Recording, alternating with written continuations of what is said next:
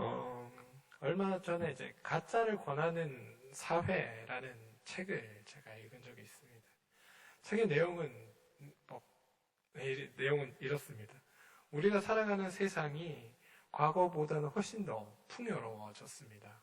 그런데 이 세상을 살아가는 사람들의 행복은 과거보다 덜 행복하다는 이야기입니다. 경제적으로는 풍요로워졌지만 행복은 감소하는 현상, 이걸 이제 풍요의 역설이라는 제목이라는 내용으로 이제 소개하고 있는데요. 얼마 전 아는 지인분이 저에게 카톡에 이런 글을 남기신 적이 있습니다.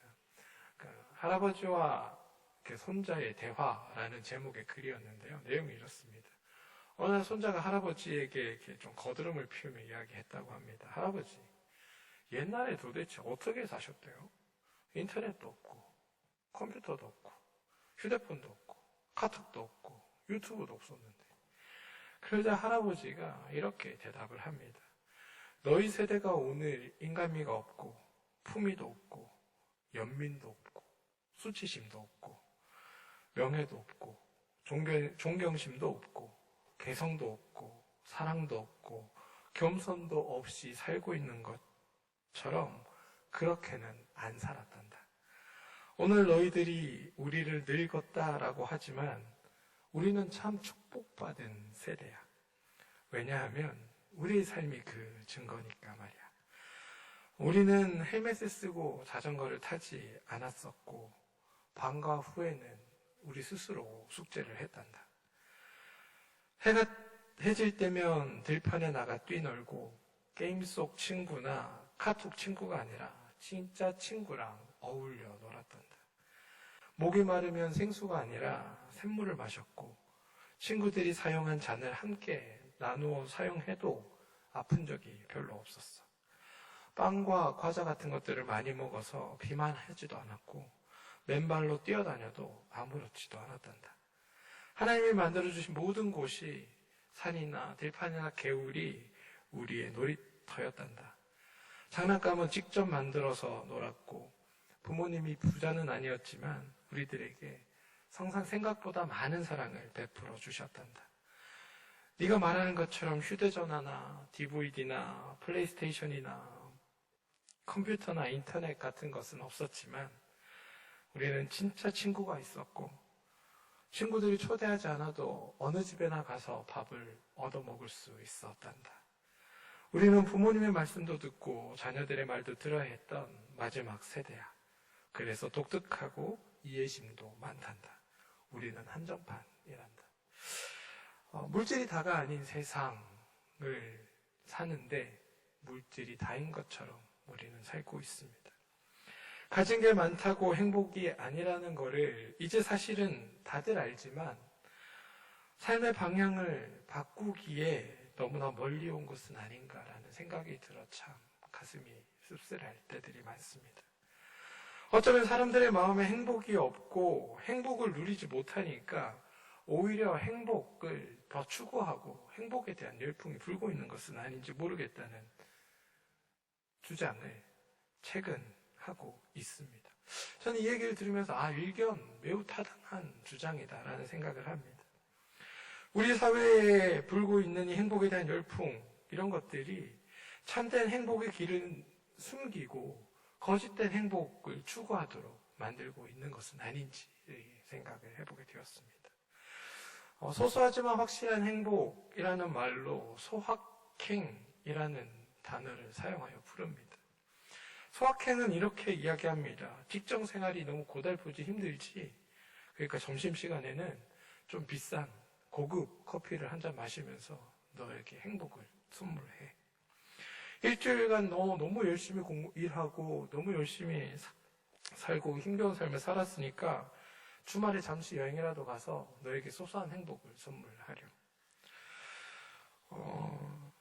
You only live once. YOLO. 앞글자만 따서, 영어의 앞글자만 따서 YOLO라고 부르는데 이것도 이렇습니다. 한 번뿐인 인생, 살아가는 한 번뿐인 인생, 뒷일은 생각하지 말고 네가 지금 하고 싶은 일, 당장 원하는 그것을 하며 살아. 그것이 바로 행복한 삶이야. 이렇게 이야기합니다. 일견타당해 보이기도 하고 이러한 선택이 틀렸다라고도 말할 수 없습니다. 사실 삶에 무슨 정답이 있겠습니까? 실제로 고단한 삶을 살면서 커피 한 잔의 여유가 필요할 때들이 있습니다. 지금 내 앞에 주어진 과제나 어려운 문제들 앞에 잠시 벗어나 내가 하고 싶은 일을 하고 내가 원하는 것을 경험하는 삶도 경험하는 것이 오히려 우리의 삶을 더 풍요롭게 하기도 하고 또 유익한 것들을 권하기도, 유익한 것들을 우리에게 제공하기도 합니다. 그런데 소확행이니 욜로니 이러한 것들을 가지고 삶에 있어서 조심해야 될 부분이 있습니다. 뭐냐 하면 우리가 살아가는 인생의 행복이라는 게 단 한순간의 즐거운 감정에 그치지 않는다는 사실입니다. 단 한순간의 즐거운 감정이 우리에게 행복이라는 단어를 나타내지 않는다는 말입니다. 단순히 그 순간의 좋은 느낌, 그 순간의 행복, 그 순간만 행복으로 여기며 나의 삶을 조금 더 긍정적으로 변화시켜 가려는 노력을 하지 않고 참된 행복을 추구하지 않으려 한다면 이것은 잘못된 일 아니겠습니까? 그런데 이게 행복 문제만이 아닙니다. 신앙의 길을 걷는 우리에게도 사실은 동일하게 나타납니다. 하나님과 함께 있다는 그 은혜, 우리가 흔히 말하는 은혜의 순간들, 은혜의 기억에만 우리가 머물러고 할 때가 많다는 사실입니다. 어떤 찬양이 주는 마음의 감동, 누군가의 간증이 주는 가슴의 뜨거움, 기도 가운데 임하는 강렬한 그 영적인 카타르시스 같은 것들이 우리 신앙의 전부가 아님에도 그것이 꼭 우리의 신앙의 전부인 것처럼 우리는 여기고 산다는 말입니다. 이런 것들이 우리 신앙의 목표가 되어버린다면 우리 신앙은 올바른 길로 걷기보다 이상한 길로 가게 될 우려가 많습니다. 사실 신앙이라는 것, 믿음이라는 것은 삶의 여정과 동반되어 가는 일 아닙니까? 우리가 죽어가던 아니면 살아서 우리 삶에서 경험하게 되던 간에 우리의 최종 목적은 하나님의 나라에 이르는 것 아니겠습니까? 우리가 거기에 대해 생각하지 않고 살아간다면 단순히 오늘 내게 주어주는 어떠한 감동에 사로잡혀만 살아간다면 우리는 하나님 나라를 제대로 가고 있는지 좀 의심해 봐야 할 필요가 있습니다. 삶이 계속 이어지는 한 우리가 가고 있는 이 신앙의 여정 역시도 멈추는 것이 아니라 계속 이어져 가는 겁니다. 그래서 하나님 나라에 이를 때까지 우리의 순례의 이 길은, 신앙의 길은 멈추지 않고 계속 걷는 길이어야 합니다. 어느 한순간에 즐겁고 잊지 못할 추억이나 행복의 순간도 있겠지만 그와 반대로 매일매일 지루하고 매일매일 어렵고 별반 다를 바 없는 그 길을 그럼에도 불구하고 우리는 묵묵히 걸어가는 것, 이게 신앙의 삶이라는 것을 우리는 잊지 않아야 합니다. 하나님과 함께 걸어서 경험되는 행복한 순간도 우리의 삶이고 하나님이 함께 하시지만 하나님이 계시지 않는 것처럼 여겨지는 그 순간도 우리의 삶입니다. 우리가 가야 할 것은 포기하지 않고 하나님 나라에 도달할 때까지 우리의 삶에서 하나님의 나라를 꿈꾸며 지속히 한 걸음씩 나아가는 그 길이라는 것을 잊지 않으시기 바랍니다. 오늘 읽은 시편 1편의 주제는 복 있는 사람, 참된 행복의 길을 걷는 사람에 대한 이야기입니다. 아울러 이 1편에 복 있는 사람을 회방하는 그 회방꾼들이 등장합니다. 그리고 시편 1편은 복 있는 사람들, 곧 의인과 그들을 괴롭히는 악인들의 결말이 어떻게 다른지를 이 짧은 6절의 말씀 안에 우리에게 잘 드러내 보여줍니다. 3절과 4절인데 함께 읽겠습니다. 시냇가에 심은 나무가 철을 따라 열매를 맺으며 그 잎사귀가 마르지 아니함 같으니 그가 하는 모든 일이 다 형통하리로다. 악인들은 그렇지 아니함이며 오직 바람에 나는 겨와 같도다.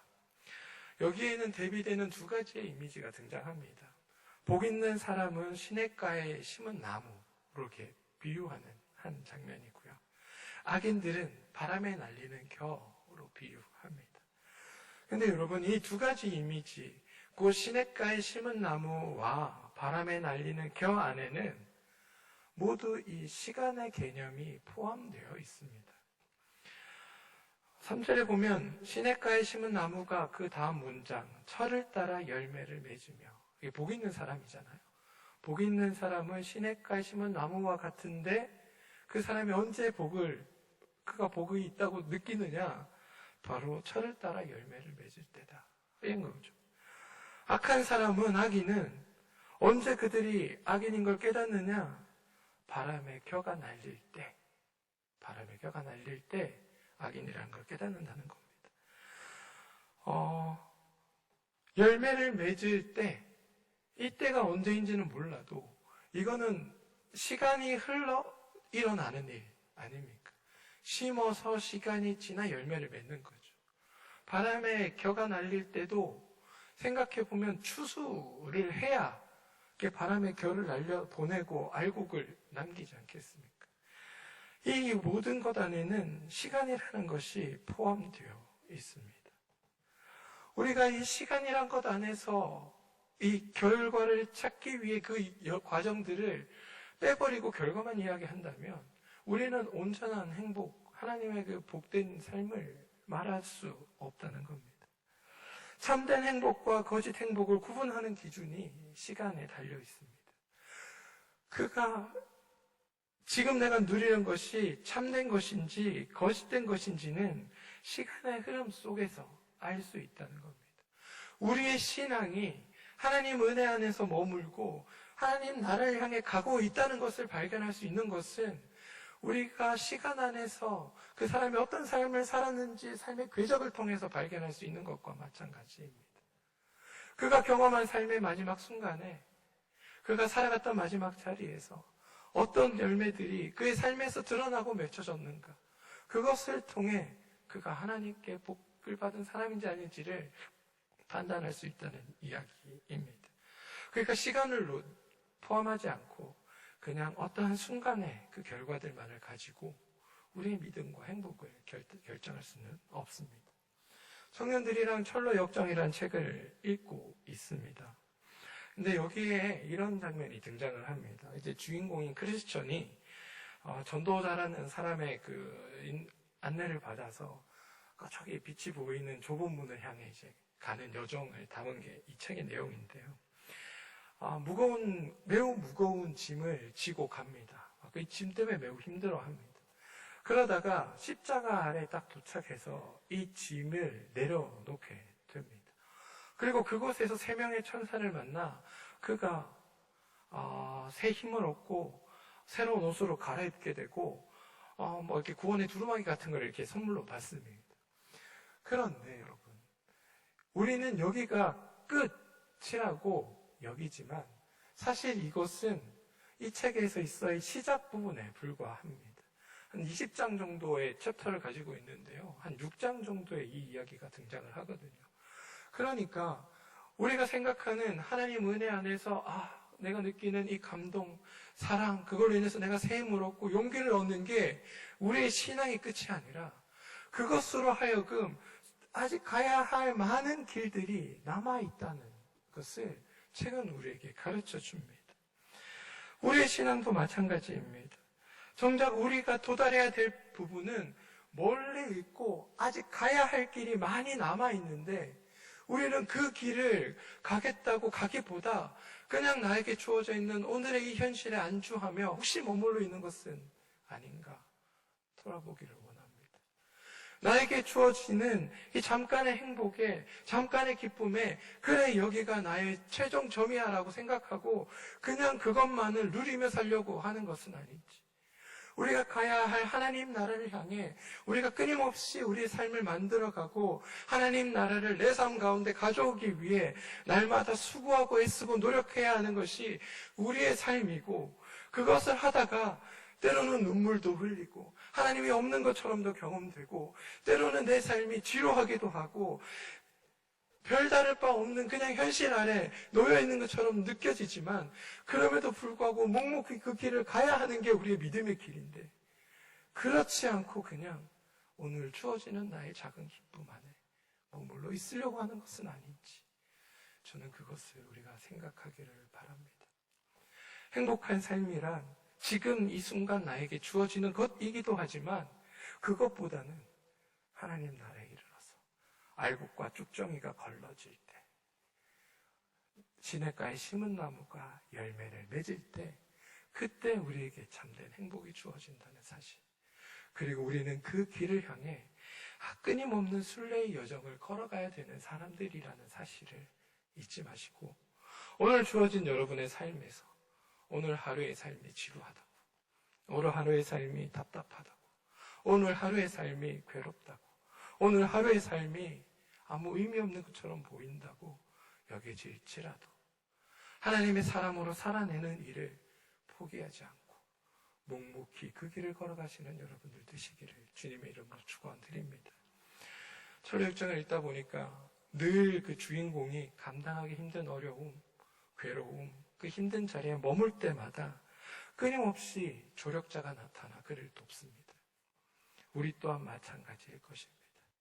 우리가 주의 길을 걷다가 좌절하고 낭망하고 실망하고 때론 눈물 흘리며 그 길을 걷는 일들이 많다 할지라도, 그때마다 하나님은 우리에게 조력자를 보내요. 우리를 그 길에서 건지시고, 올바른 길로 가지 못하는 우리를 올바른 길로 이끄시고, 우리를 끝까지 하나님의 그 여정 가운데 멈추지 않고 도달할 때까지 우리를 끌고 가실 거라는 그 믿음을 가지고 이 성령 강림주일